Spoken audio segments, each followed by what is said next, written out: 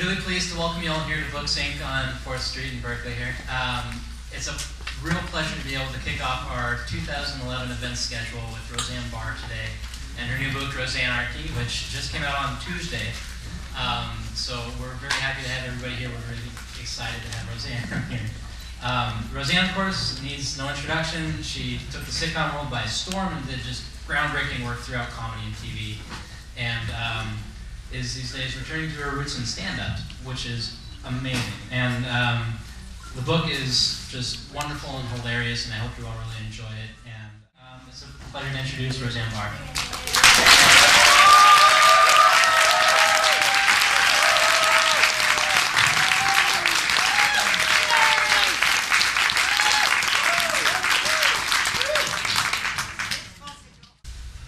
I've spent the majority of my life researching information about solutions to the world's problems.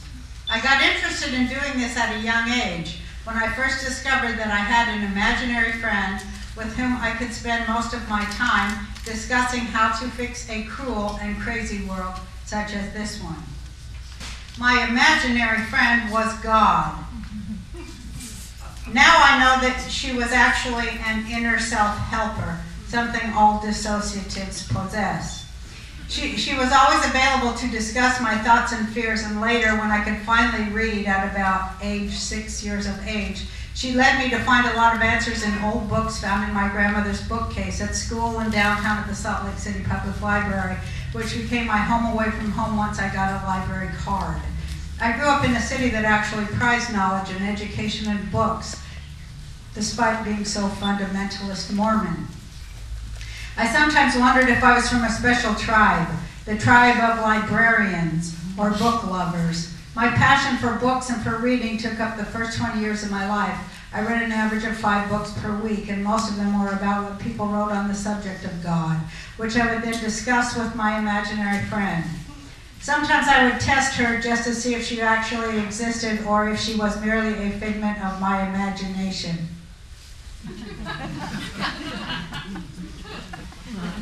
I would open my mind wide and ask her a question, and each and every time, without exception, I found that merely opening a book, any book, to any page, would provide an answer of some kind to the questions I asked of her.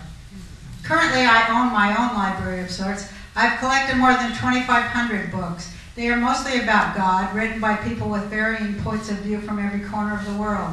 Most of the books call her a he, but I am able to ascertain what is meant, despite that semantic error. God is a she, and here is my proof of that fact. I was made in her image, which I found in the mirror where I went as a child to speak with her. She was me, and yet I was not her. That blew my mind, and continues to do so.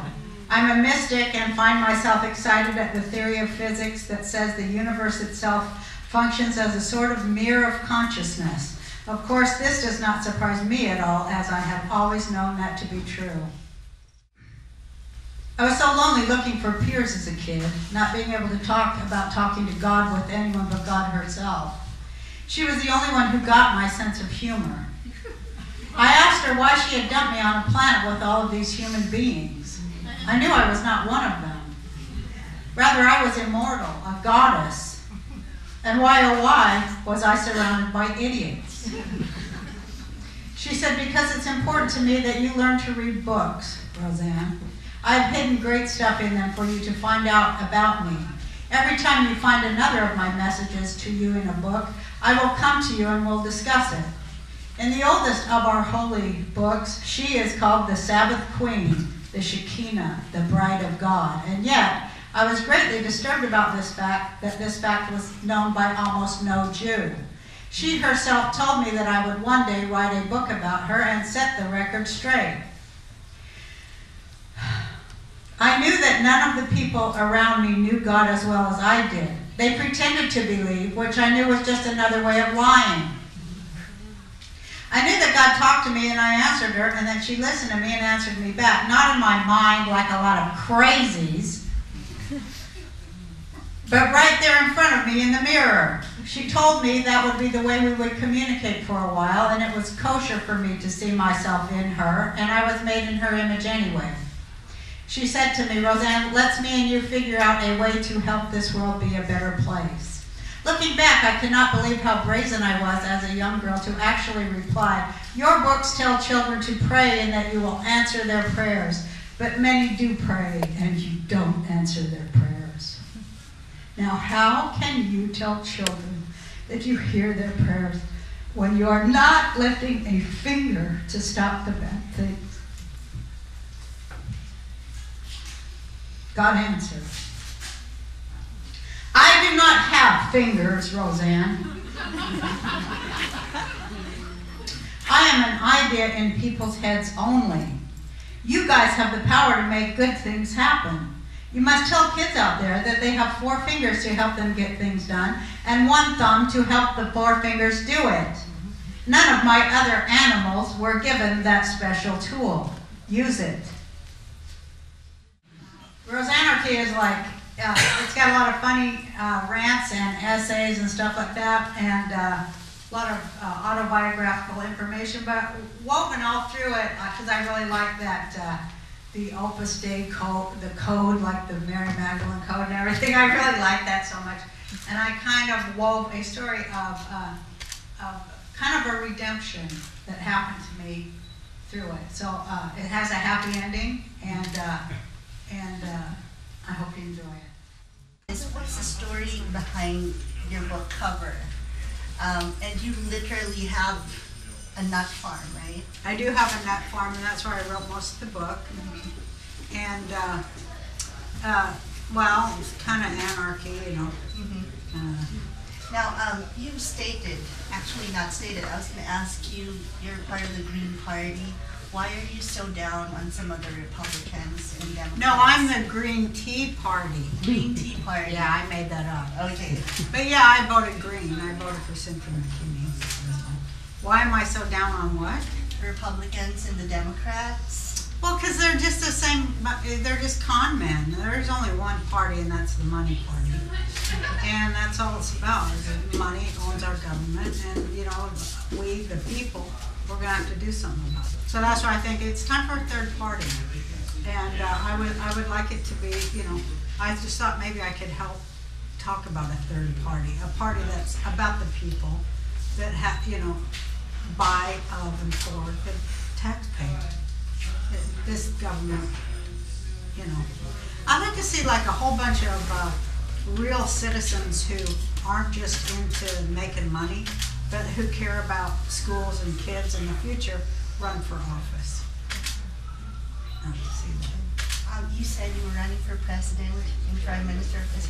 Is that, are you serious, or are you trying to parody the system?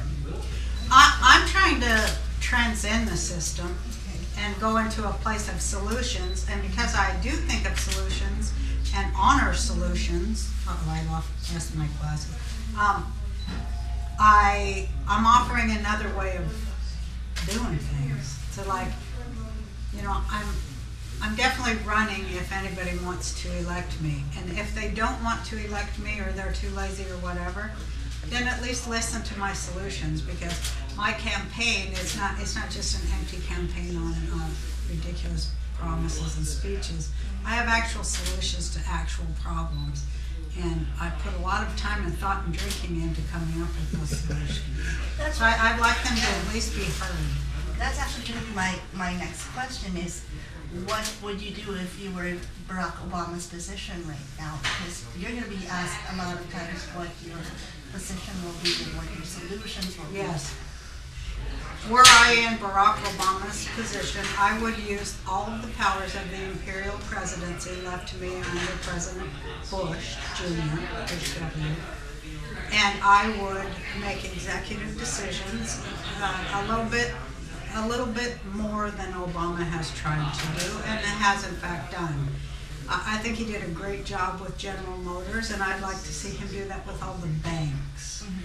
And were I president, I would at once nationalize all currency and get rid of the Fed and income tax and all those other things. The war on drugs, everything that's useless and is only put in place to make a bunch of continents more money.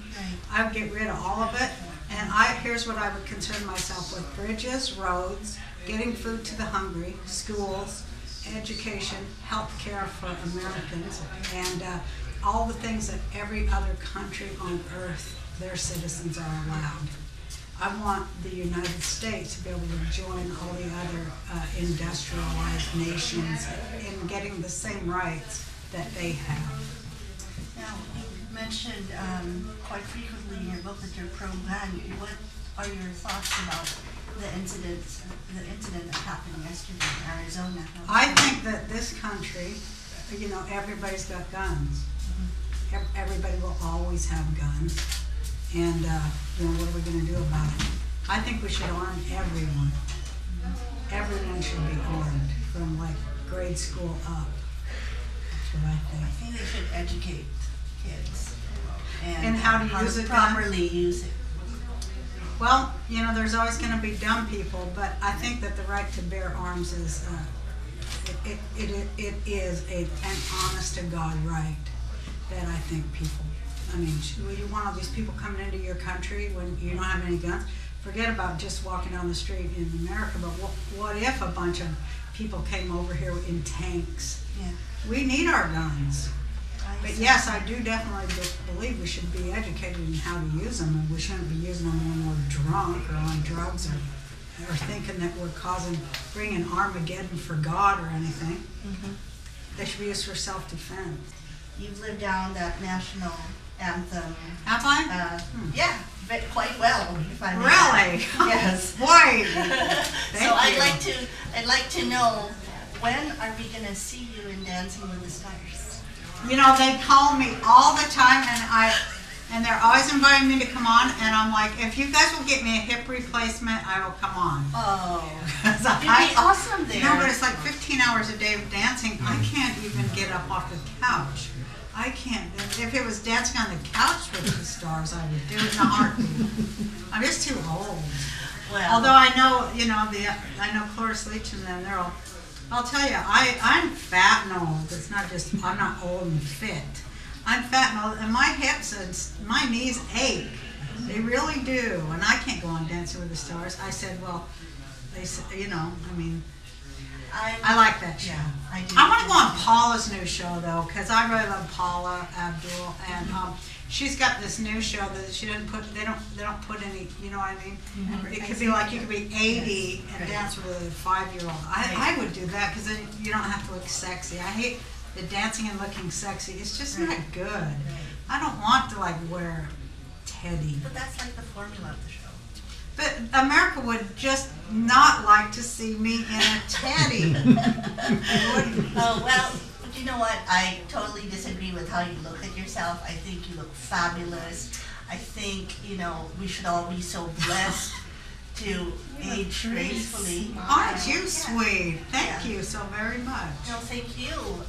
Age gracefully. There's one I ain't heard. Well, No, thank you so much. you're so It's very welcome. sweet. It's so great to be able to pick your brain for a couple of minutes. Well, And thank you for looking very forward to reviewing interesting your book. questions.